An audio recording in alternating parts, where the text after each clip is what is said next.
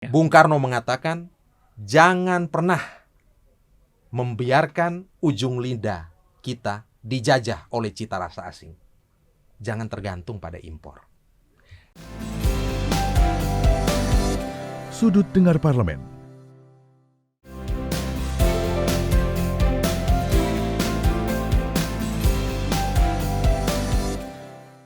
Halo, apa kabar pendengar radio dan juga pemirsa TVR Parlemen? Berjumpa lagi kita dalam program Sudut Dengar Parlemen, podcast yang selalu memotret persoalan dari sudut dengar yang sebenarnya. Kali ini kembali lagi bersama saya Bimo Pratama akan membahas dan juga mengajak Anda berbicara seputar kekuatan dan ketahanan pangan Indonesia di tengah ancaman krisis tahun 2023 ini. Melambatnya perekonomian dunia di sepanjang tahun 2023 ini akan membuat Bank Dunia atau World Bank memproyeksikan sejumlah negara di dunia ini akan mengalami perlambatan pertumbuhan hingga tahun 2024. Tentunya terkait dengan pembahasan kita pada kesempatan kali ini, yaitu kita akan lebih membahas seputar pertanian di Indonesia itu sendiri. Dan untuk mengetahui hal itu, kita akan berdiskusi dengan narasumber kita pada kesempatan kali ini pada podcast SDP episode ke-29. Dan saat ini sudah hadir bersama saya dengan narasumber kita di podcast edisi kali ini, anggota Komisi 4 DPR RI, Bapak Yohanis Franciscus Lema atau biasa disapa dengan Bapak Ansi Lema ya. Bapak Ansi ya Pak, saya akan membahas Ansi, ya, Pak Ansi ya. Dari fraksi PDI Perjuangan Dapil NTT 2 ya Pak ya. Nah Pak, kita akan membahas santai aja nih Pak seputar tentang bagaimana sih proyeksi dan bagaimana nantinya kaitannya dengan kekuatan pangan di Indonesia sendiri hubungannya dengan resesi di tahun 2023 ini nih Pak. Dan yang pertama nih yang mau pengen tahu nih tentunya dengan tantangan resesi di Indonesia tentunya ada sisi positif dan juga negatif dari pertanian dan ketahanan pangan utamanya di Indonesia nih Pak. Nah kita pengen tahu nih apakah sudah cukup kuat dan stabil Pak Indonesia sendiri? Ya, tidak ada alasan untuk mengatakan bahwa kita tidak siap dan kita lemah. Bicara pangan, bicara pertanian, itu bicara hidup dan matinya sebuah negeri, sebuah bangsa. Pendiri Republik ini itu Bung Karno omong jelas. Pertanian itu fundamental, vital, karena menyangkut perut rakyat. Karena itu kalau pertanyaannya apakah kita siap hari ini? Ya siap atau tidak siap, kita harus siap. Harus siap. Harus siap. Dan sebenarnya orientasi kita itu tidak saja sekedar pada ketahanan pangan. Mestinya paradigma perpanganan nasional kita, pembangunan pertanian kita, orientasinya itu adalah pada kedaulatan pangan, food sovereignty, dan kepada kemandirian pangan atau food resilience. Jadi ini orientasinya. Itu dua hal yang berbeda betul. Kalau kita bicara sekedar pada terminologi ketahanan pangan, pada sisi lain ada terminologi kedaulatan pangan dan kemandirian pangan. Kedaulatan dan kemandirian pangan itu sendiri ya Pak ya. Lalu yang kita ketahui bahwasanya Presiden Jokowi juga menyampaikan setiap menterinya nih Pak. Tentunya menteri yang terkait ini adalah Kementerian Pertanian, Perdagangan dan juga Bulog itu sendiri hubungannya dengan ketegangan yang terjadi di perang Rusia-Ukraina. Iya, presiden ini kan sebagai kepala negara sekaligus kepala pemerintahan itu memiliki visi dan juga orientasi dalam pembangunan negeri ini.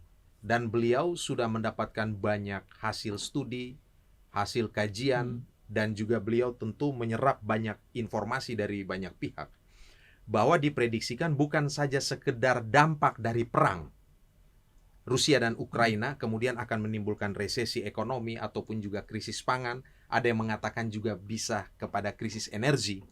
Tetapi ada 3 faktor, 3P istilah saya. Perang, perubahan iklim, dan pandemi. Jadi pandemi, perubahan iklim, dan perang ini berkontribusi terhadap apa yang kita perbincangkan ini. Adanya tantangan di 2023 ini, adanya ancaman terhadap krisis pangan dan seterusnya. Kita tahu pandemi ini kan membuat juga aktivitas, mobilitas, perdagangan, lalu lintas, barang, segala macam ini juga mengalami hambatan. Walaupun hari ini pandemi itu sudah mulai melandai. Ya, sudah relatif bisa dikondisikan, sudah bisa atur secara baik. Diatur. Nah, tetapi ada faktor perubahan iklim, climate change, ya. Ini yang membuat kekeringan, ini yang membuat adanya bencana, dan ini berdampak kepada siklus tanam, curah hujan, dan ujungnya itu adalah berdampak kepada kondisi pertanian di suatu negara.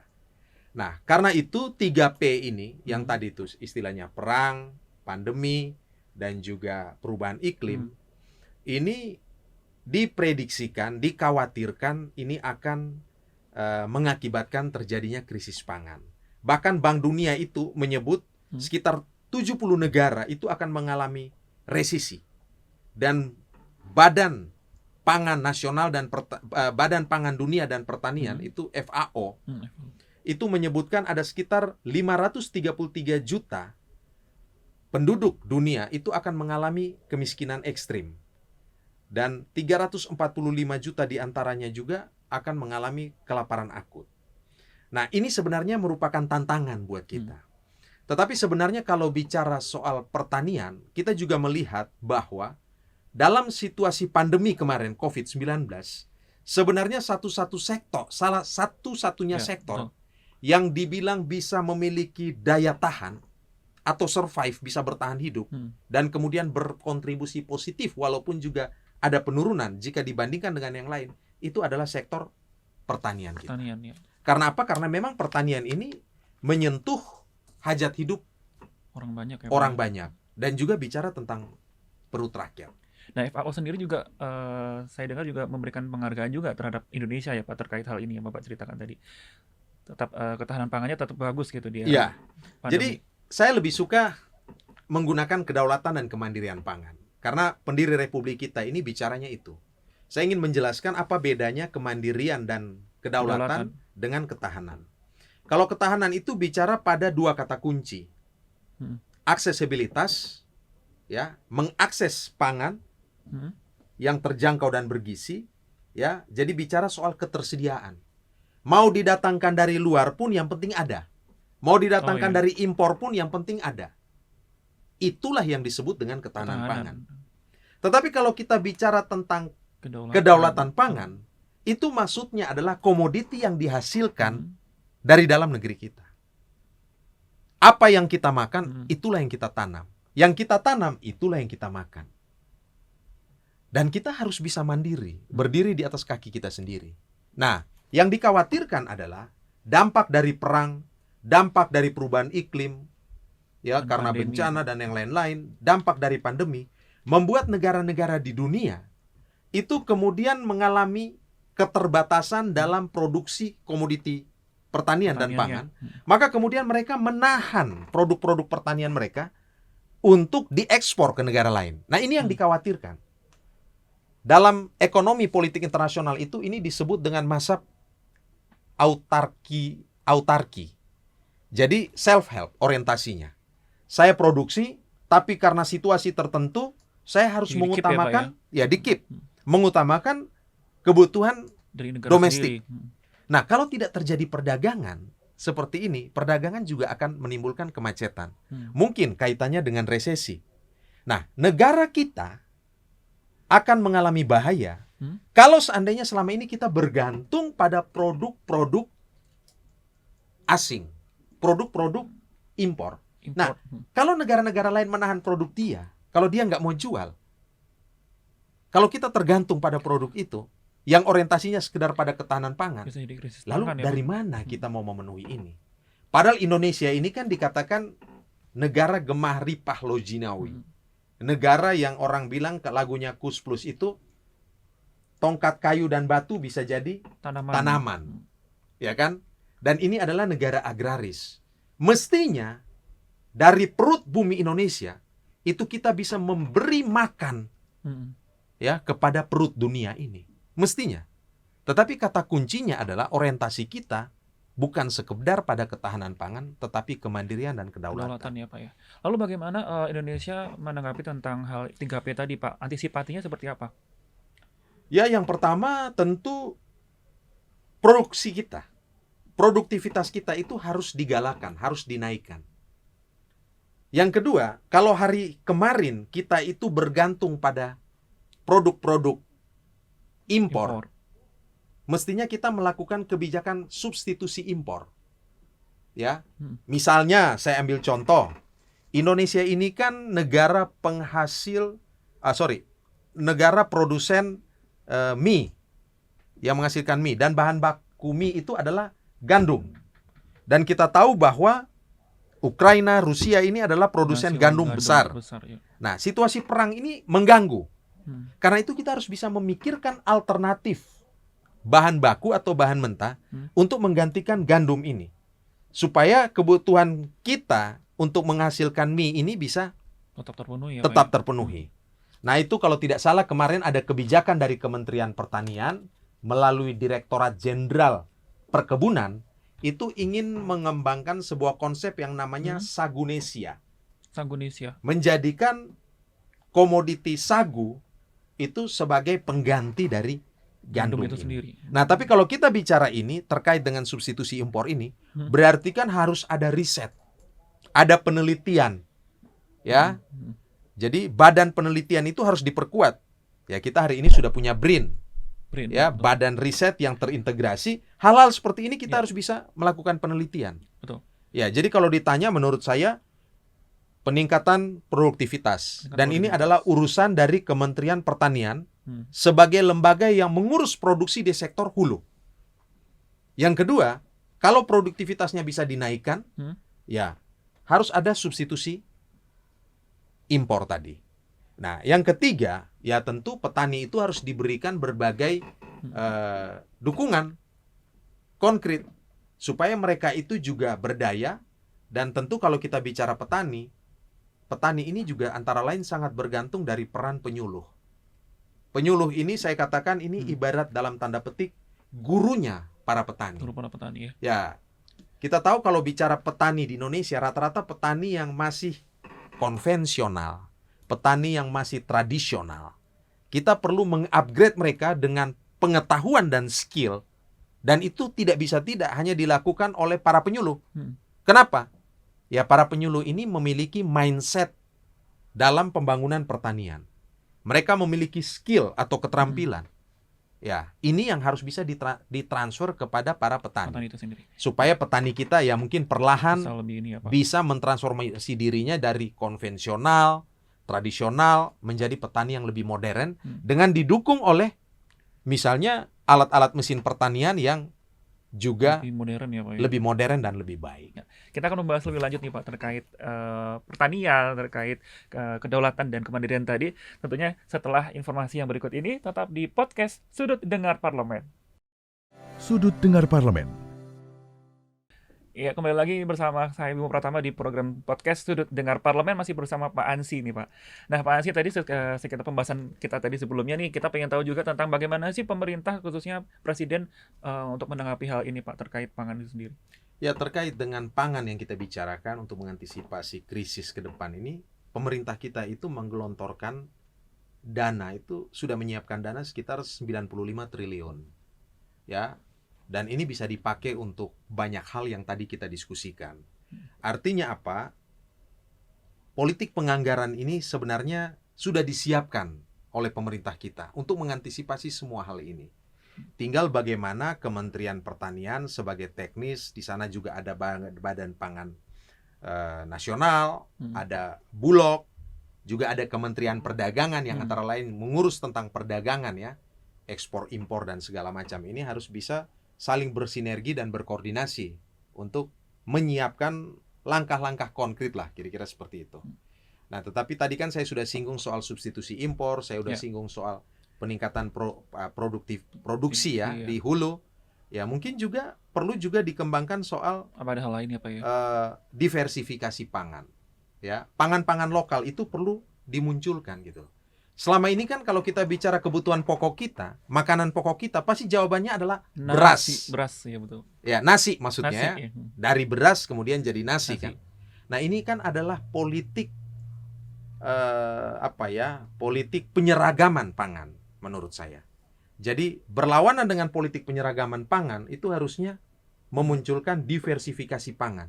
Dan diversifikasi pangan itu harusnya memunculkan pangan-pangan lokal kita. Hmm. Supaya orang dari Maluku, apa kira-kira pangan, ya, makanan pokoknya. Orang dari Papua, ya kan, dari NTT dan seterusnya dan seterusnya. Sehingga kita tidak melulu bergantung pada yang namanya politik penyeragaman pangan, dan itu berarti beras atau nasi.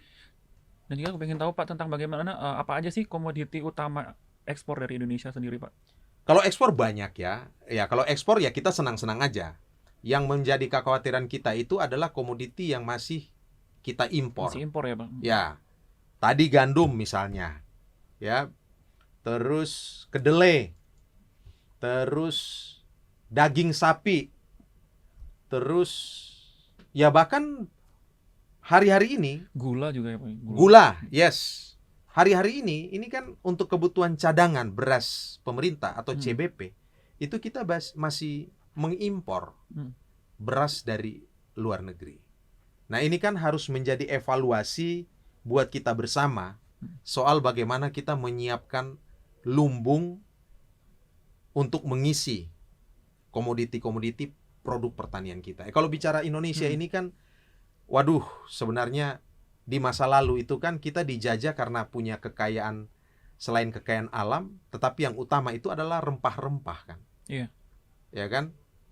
Produk-produk perkebunan dan seterusnya. Ya, Indonesia hari ini kalau kita mau kembangkan betul, kita bisa unggul misalnya kopi, mungkin kakao, coklat dan sebagainya. Pak, terkait ini juga data nih Pak, sempat dibahas beberapa hari lalu di Komisi 4 tentang adanya perbedaan data antara Bulog, BPS dan juga Kementan itu sendiri. Nah, ketersediaan pangan ini hubungannya dengan ini seperti pencapaian produksi pangan sendiri seperti apa Pak? Ya, perlu kita sadari bahwa data itu super penting untuk buat kebijakan yang tepat sasaran, membutuhkan data yang valid dan akurat. Tapi Kalau nyatanya datanya berbeda. tidak valid dan tidak akurat, kebijakan publiknya bisa salah sasaran. Kebijakan publiknya bisa tidak tepat sasaran. Karena itu membutuhkan data yang valid dan akurat. Nah, tadi sempat disebutkan. Ada BPN, Badan Pangan Nasional, ada Kementerian Pertanian, ada Badan Urusan Logistik. Disebutkan datanya berbeda-beda. Iya. Nah, soal ini kami Komisi 4 tuh sampai harus menggelar beberapa rapat kerja dan juga rapat dengar pendapat dengan mitra kerja kami, lembaga-lembaga yang tadi sudah kita sebutkan tadi. Ya, BPS juga datanya relatif berbeda. Nah, kami katakan bahwa kita membutuhkan data yang betul-betul real.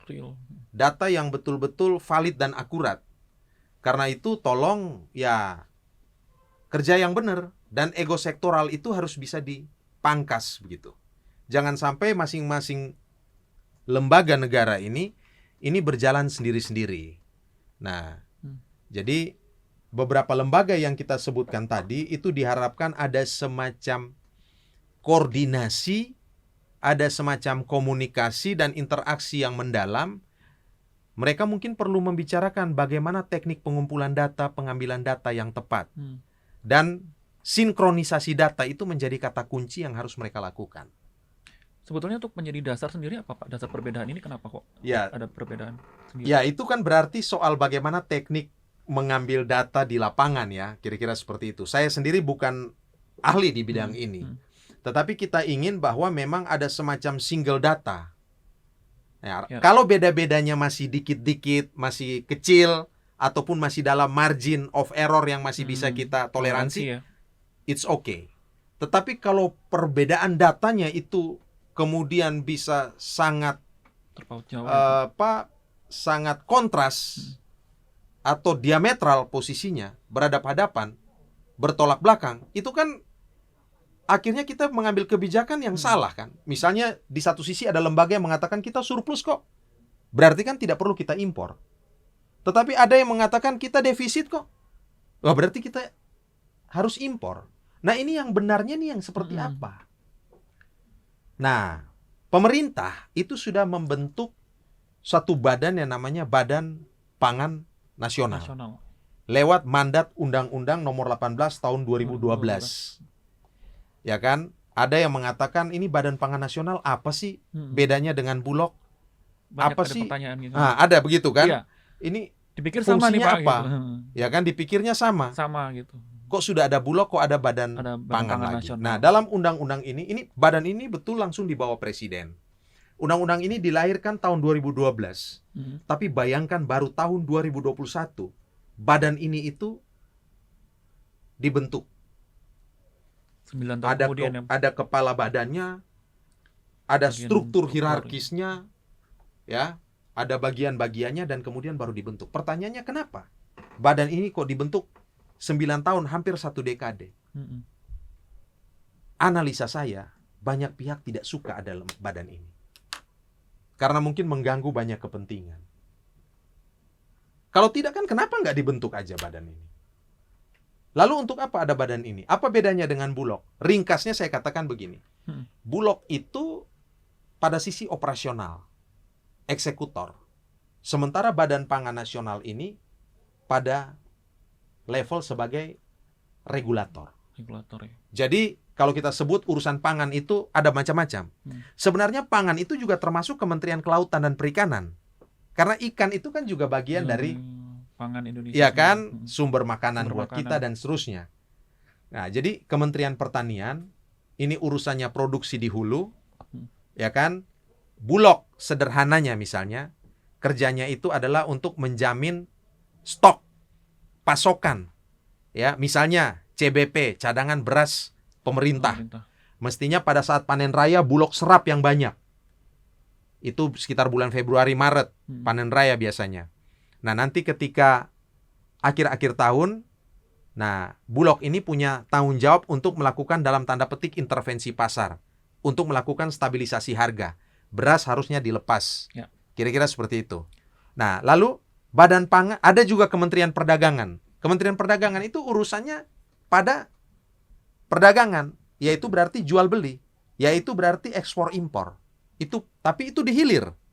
Hulunya Kementerian Pertanian, hilirnya itu ada Kementerian Perdagangan. Ya. Nah, lalu BPN apa? Saya melihat BPN itu memainkan fungsi sebagai konduktor, sebagai dirigen, ya, yang mengatur tentang orkestra ini.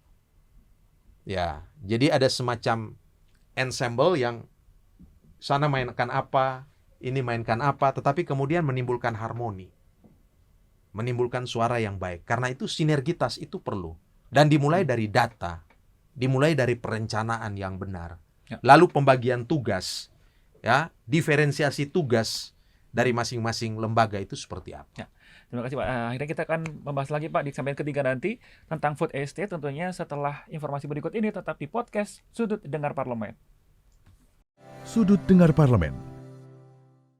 Nah, kembali lagi bersama saya Bimo Pratama di program podcast Sudut Dengar Parlemen, masih bersama narasumber kita pada kesempatan kali ini, anggota Komisi 4 DPR RI, Bapak Ansy. Nah, Pak Ansy, tadi kita tentang membahas terakhir tentang bagaimana data, bagaimana tadi menjadi sorotan tentang bagaimana pangan itu sendiri, tentang perbedaan antara Badan Pangan Nasional dan juga Bulog. Nah, kali ini Bimo ingin membahas tentang food estate nih Pak. Bagaimana program ini menjadi optimal nantinya terkait dengan kondisi pangan di Indonesia sendiri. Secara konseptual food estate itu baik. Tetapi perencanaannya itu harus betul-betul direncanakan secara matang. Dasar pemilihan lokasi food estate itu harus berdasarkan kajian, analisis multidimensional. Saya kasih contoh, food estate di kampung saya di Pulau Sumba.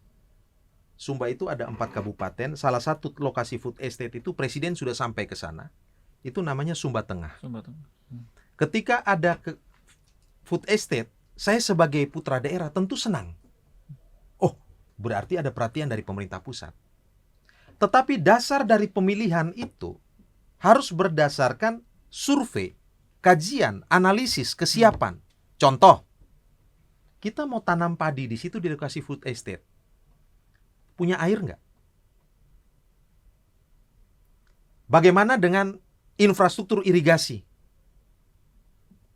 Bagaimana dengan kesiapan kondisi masyarakat sekitar? Semua faktor harus dipersiapkan.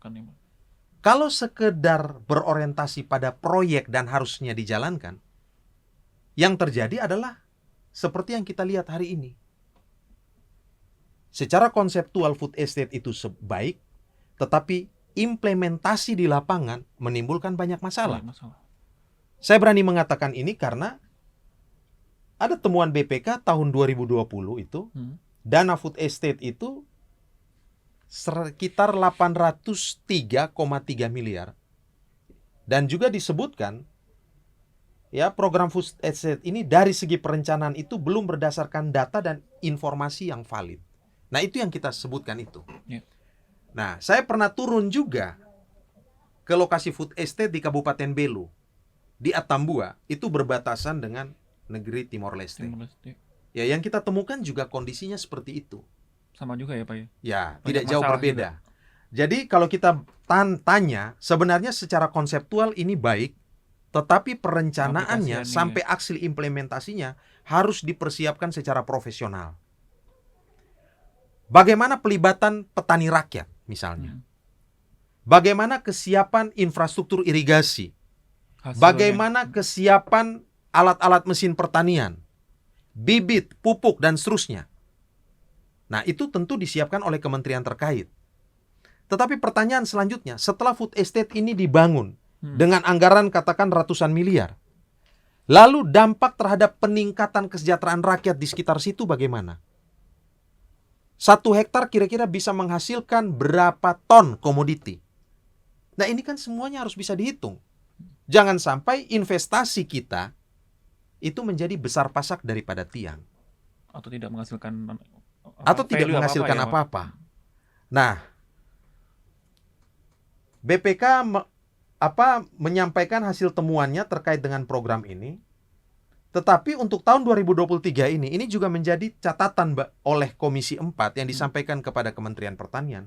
Itu ada satu program yang namanya KSPP. Nah, itu apa lagi Pak? Ada Kawasan Sentra Produksi Pertanian. Menurut saya pribadi, saya melihat antara KSPP dan food estate itu secara substantif sama, ya? Tidak ada perbedaan yang fundamental. Sama. Tapi kenapa kok Tetapi ada dua hanya ya, Pak? namanya saja yang berbeda. Iya. Nah, itu yang menjadi pertanyaan kami. Apa bedanya KSPP dan food estate ini? Karena yang dikembangkan di food estate ada pertanian terintegrasi, ya, ada komoditi-komoditi yang ditanam, dikembangkan, ada juga yang dibudidayakan, ada juga peternakan di situ misalnya, ya. Begitu juga di KSPP ini. Dan KSPP untuk tahun 2023 ini anggarannya ada sekitar 1,65 triliun. Nah, kalau saja food estate masih menimbulkan persoalan, mengapa tidak dievaluasi dulu? Malah buat program untuk baru melakukan pembenahan-pembenahan, ya kan gitu kan? Iya. Sehingga kemudian ketika dimunculkan lagi food estate ini sudah relatif lebih baik. Nah, menjadi pertanyaan kami menilai food estate masih bermasalah, kok tiba-tiba muncul satu lagi yang namanya KSPP, dan secara substantif antara food estate dan KSPP ini tidak ada bedanya, hanya beda namanya. Nah, itu menjadi catatan dari teman-teman Komisi 2 ya Pak? Komisi 4. Oh, Komisi 4, Mayoritas maaf. Komisi 4. Komisi 4.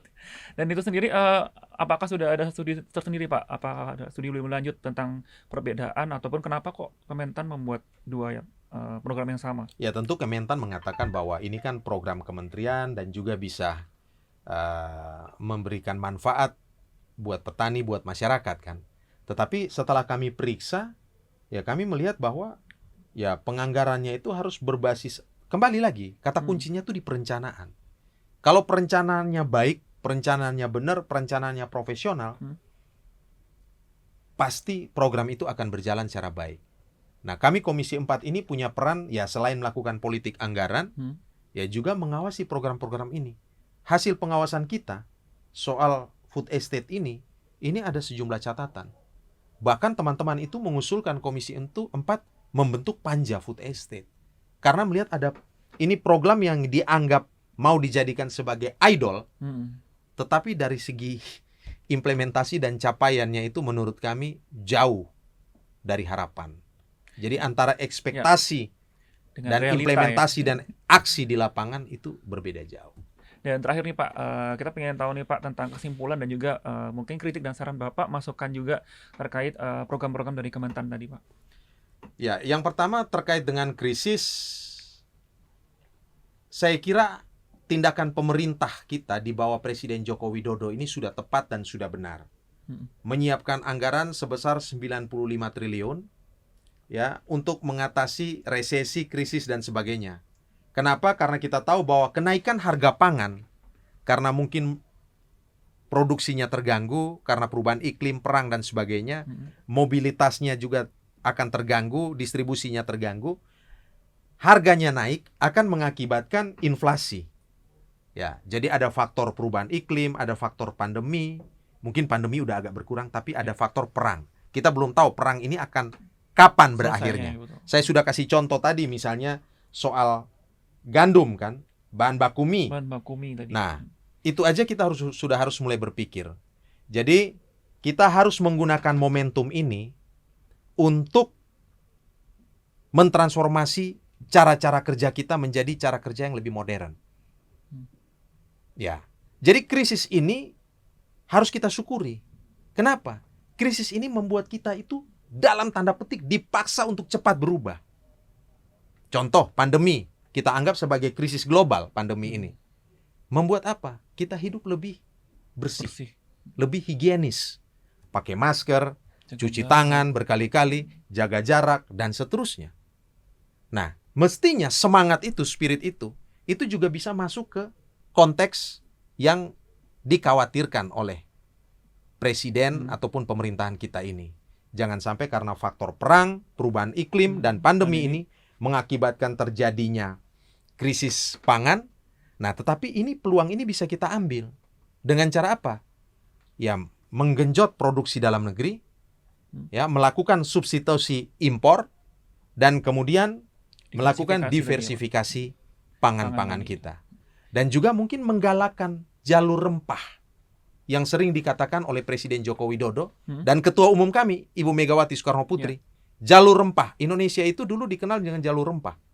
Mulai dari Aceh sampai Papua itu punya jejak-jejak rempah-rempah itu. Ya, bahkan Portugis dan Spanyol pernah menjajah Indonesia di sisi itu kan. Presiden juga pernah bicara jalur maritim. Poros maritim. Bicara poros maritim itu sebenarnya bicara potensi laut kita. Indonesia ini 2/3-nya itu laut. Ikan itu makanan. Sumber pangan buat kita. Nah, mestinya itu juga kita kembangkan. Jadi sebenarnya selain kita bicara pangan, Kementerian Pertanian, juga Kementerian Kelautan dan Perikanan harus bisa kita ya, Pak. tingkatkan. Baik, Pak Ansi Lema, terima kasih banyak. Sama-sama, senang sekali bisa diundang ke sini buat berdiskusi. Luar biasa sekali ilmunya dan juga penjelasan tentang bagaimana nantinya Indonesia bisa tetap fighting dan juga bagaimana Indonesia bisa menjadi salah satu negara yang modern ya Pak ya. Untuk kita bisa stabilisasi pangan dan juga bisa ya, dan mandiri. Ujungnya pada kemandirian dan kedaulatan pangan. Ya. Bung Karno mengatakan, jangan pernah membiarkan ujung lidah kita dijajah oleh cita rasa asing. Jangan tergantung pada impor. Dan tentunya kita bisa swasembada pangan lebih baik lagi Indonesia di arah yang lebih baik setelah era pandemi ini berakhir tentunya ya Pak ya. Amin. Terima kasih banyak sekali lagi Pak atas Sama-sama. perjumpaan kita dan juga podcast kali ini. Lain kali mampir lagi Pak ke podcast kita tentunya di Sudut Dengar Parlemen dengan tema-tema yang lain ya Pak, di Siap. membahas tentang Komisi 4 tentunya. Dan pemirsa TVR dan juga pendengar Radio Parlemen, demikianlah tadi perjumpaan kita membahas tentang bagaimana ketahanan pangan di era resesi tahun 2023 ini. Saya Bimo Pratama beserta seluruh kerabat kerja yang bertugas pamit undur diri. Terima kasih atas perhatian Anda. Sampai jumpa di Sudut Dengar Parlemen selanjutnya.